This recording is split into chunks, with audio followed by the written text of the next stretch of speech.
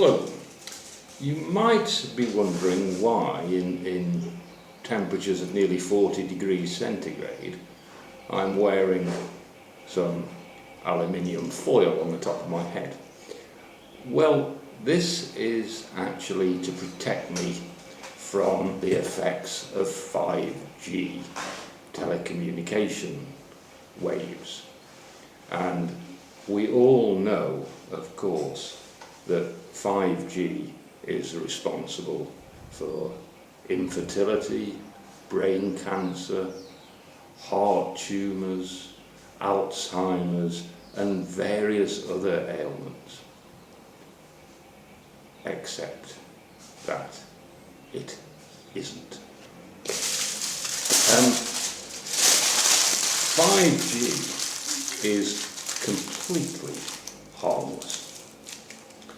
But there are those who believe that it's somehow linked, it must be, to COVID-19. I saw a photograph the other day of a demonstration in Madrid that hoped to bring together 1 million people to protest against the law making it obligatory to wear masks. In fact, only 2,500 people turned up. But in the forefront of the photograph, there was a man who looked perfectly normal, except that he was standing in a public fountain, and he was carrying a sign that said no to masks. Fair enough, I don't quite see why he's gone against masks, but no to masks. And on the same sign, no to 5G. Now, there are various conspiracy theories about coronavirus, of course, that it's a bioweapon, that it's for population control, and also that it is a side effect of the upgrade to 5G. None of these are true, but they are conspiracy theories, and conspiracy theories seem to appear when people are anxious about things. And it's certainly true that the world is moving very, very quickly, and most of us find certain aspects of the world today completely baffling. You have to be under the age of about 10, I think, to understand how mobile phones work properly. And I'm constantly asking teenagers, my acquaintance, to help me out with all sorts of technology-related problems I have. But when people are anxious, they feel that they are losing control of their lives. And we've seen before on these videos that people are always looking for somebody to blame. If something is going wrong, then it must be somebody's fault.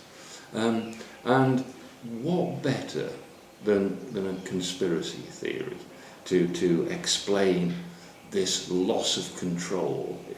In fact, a conspiracy theory in general tends to assign blame to somebody mysterious that is guilty of the problems that we are having. So it's a side result, perhaps, of anxiety. And people who are prone to anxiety, who feel that they have lost control, are more likely, psychologists show, to believe in any sort of conspiracy theory at all.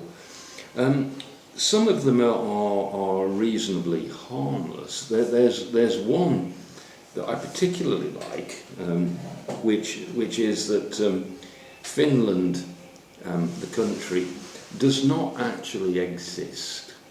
My wife and I lived there in the late 80s, and I can assure you it does, and it's very cold indeed. But this conspiracy theory actually started as a joke.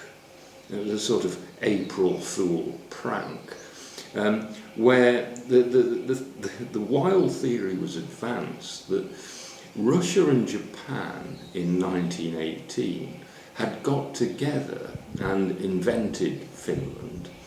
Where Finland is on the map is actually open sea.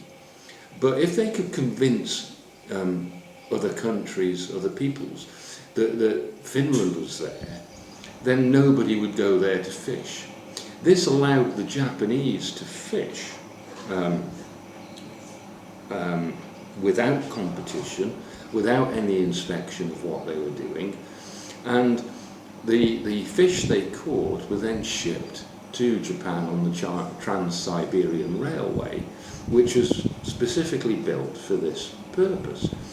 In fact, the Trans-Siberian Railway had been finished 14 years before, but still. Nowadays, this is still going on, and the fish are in boxes labelled Nokia, the Finnish, non-existent Finnish technology company. Now, this is a harmless thing, but how could it be that other countries don't know about this?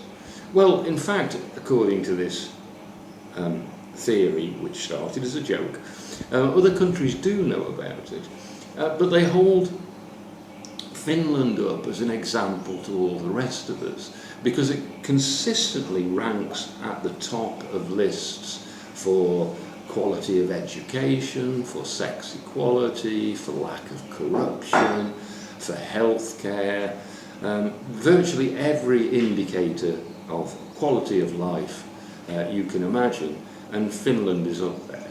So it's something that all the rest of us can aspire to. If Finland did not exist, which according to the story it does not, then it would have to be invented as an example to all of us.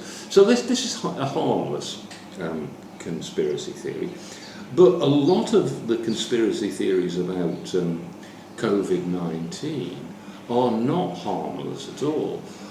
One goes that it's an opportunity for Bill Gates to, once we have a vaccine, to have everybody injected with this vaccine, which will contain little microtransmitters, which will allow Bill Gates to know exactly where everybody on the planet is and what they are doing.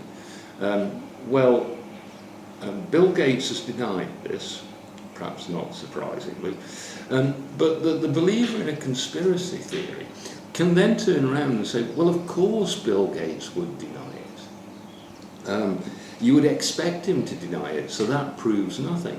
The fact that I can't see myself any advantage to Bill Gates in knowing where everybody on the planet is at any one time has no bearing on the problem at all. In fact, really, that's what a mobile phone can do. Through your phone, anybody can find out where you are at any time anyway, so what's the advantage? But the idea that there is a secret grouping of people working against the interests of the rest of us for some reason has been around for quite a long time. And recently the organisation QAnon has been spreading the idea, and nobody knows who is behind this organisation, but it has an enormous presence on social media. It's spreading the idea that Donald Trump is leading a fight against a group of Satanists. And these Satanists, and some people are quite willing to believe this, these Satanists are a group of leading politicians and A-list celebrities.